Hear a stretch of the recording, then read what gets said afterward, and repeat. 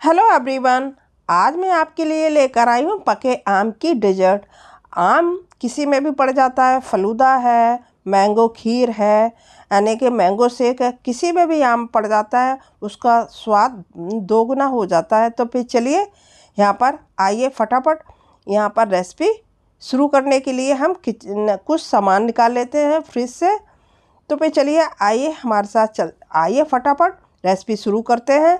तो यहाँ पर ये मैंने यहाँ पर 1 कप सेवई ली है। सेवई है ये रोस्टेड वाली। तो यहाँ मैंने 1 लीटर दूध लिया है। इसको हम गरम करने के लिए रख देते हैं, क्योंकि ये कच्चा दूध है। इसको मैंने पहले से गरम करना है, उबालना है अच्छे से।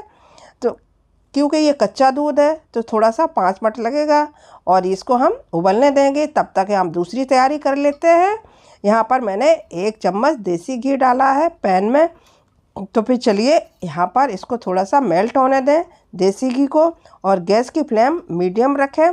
तो यहाँ मैंने ये यानी कि 1 कप सेवई ली है। ये रोस्टेड वाली हैं, लेकिन फिर भी मैं इसको सिर्फ 1 मिनट के लिए इसको तलनी है, क्योंकि देसी घी इसमें मिक्स हो जाएगा सेवई में। अगर 2 तरह की सेवई आती है मार्केट में, एक सफ़ेद वाली है, वो तली हुई नहीं होती हैं, और ये रोस्टेड वाली होती हैं। तो आप 2 तरह की, आपका जो अच्छा लगे वही आप ले सकते हैं सेवई मार्केट से। तो दूध हमारा बॉयल हो रहा है।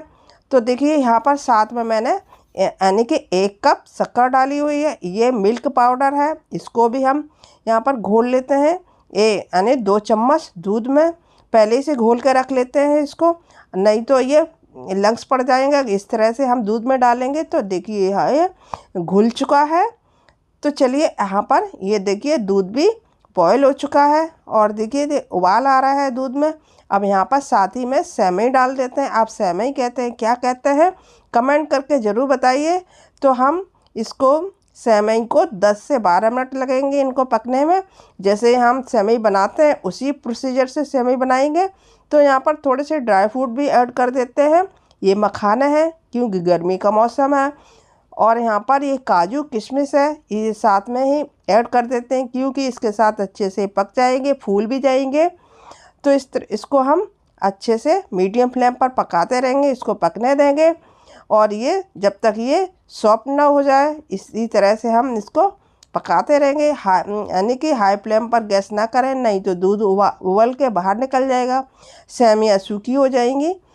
तो देखिए इस तरह से अब जैसे ही सेवइयाँ पकती जाएंगी, ये यानी कि थिक होती जाएंगी। अब उबाल आ रहा है। अब इस तरह से आप चेक करके देख लें। देखिए चावल की तरह ये मैश हो रही हैं। तो इस तरह से अब इसको 1 से 2 मिनट तक और पकाएंगे। अभी थोड़ी सी पतली हैं, ये जैसे ही पकती जाएंगी वैसे ही यानी कि थिक होती जाएंगी। तो देखिए अब गैस की फ्लेम बिल्कुल मीडियम कर दें और इसको अच्छे से पकने दें। अब यहाँ पर मैंने जो ये कस्टर्ड पाउडर घोला हुआ था वो इसमें ऐड कर देंगे। कस्टर्ड पाउडर किसी में भी पड़ जाए, वो उसका स्वाद दोगुना हो जाता है। तो और कलर भी अच्छा आ जाता है। खीर में आप कस्टर्ड मिल्क बनाते हैं, वो भी कितना टेस्टी बनता है। तो चलिए इस तरह से अब देखिए कितनी गाढ़ी होती जा रही है, और ये कस्टर्ड पाउडर इसमें मिल गया है तो और ज़्यादा थिक हो गई हैं। और गैस की फ्लेम बंद कर दें, क्योंकि इसको अब इस देखिए ये मैंने यहाँ पर एक आम लिया है, पका हुआ आम, इसको छील लिया, कट कर लिया है। तो हम मिक्सी यानी कि हम मिक्सी जार में यहाँ पर इसको पल्प निकाल लेंगे यहाँ पर। और ये आप मिक्सी से पीस सकते हैं, ये तो पका हुआ आम है तो ये किसी से भी ब्लेंड हो जाएगा। तो चलिए यहाँ पर एक बाउल में ये निकाल लिया है मैंने पल्प। एक आम का पल्प है। आप छोटा आम बड़ा आम आपके ऊपर है, कैसा भी ले सकते हैं। देखिए सेवइयाँ मैंने तब तक मैंने थोड़ी सी फ्रिज में रख दी थी ठंडा होने के लिए, क्योंकि आम को मुझे इसमें ऐड करना था।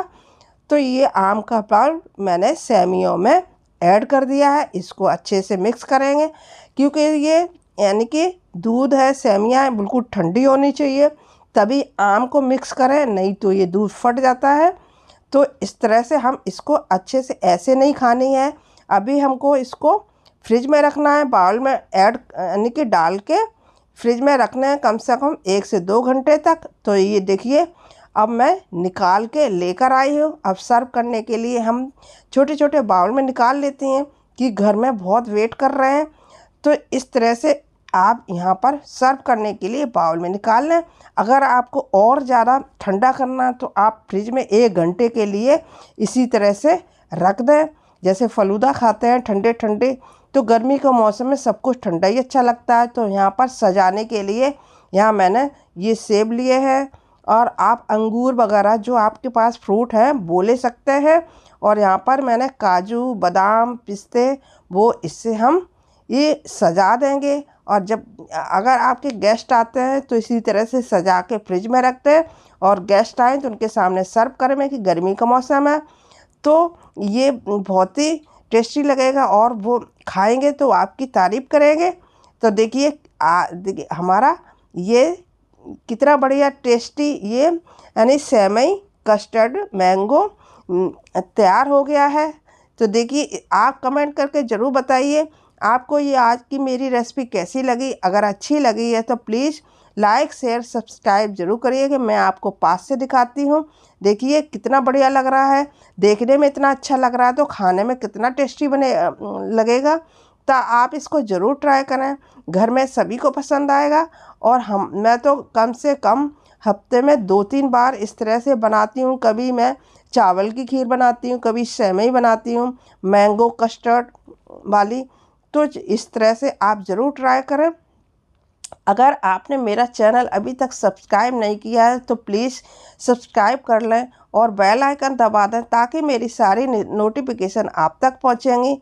और मैं आपको दिखाती हूँ, देखिए कितनी ये थिक हो गई हैं और कितना देखने में बढ़िया लग रहा है। किसी का भी मन कर जाएगा खाने का। तो भाई मेरा तो बहुत मन कर रहा है खाने का, और सर्व करने के लिए घर में वेट कर रहे हैं, कह रहे हैं मुझे जल्दी चाहिए, क्योंकि शाम का टाइम है और ठंडा ठंडा गर्मी भी बहुत ज़्यादा पड़ रही है।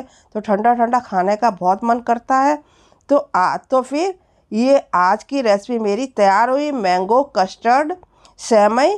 तो फिर जल्दी बनाइए खाइए। और फिर यहाँ पर देखिए अब बची हुई मैं फ्रिज में रखने जा रही हूँ। तो फिर चलिए मैं फिर मिलती हूँ नई रेसिपी के साथ। तब तक के लिए bye bye, take care, thank you.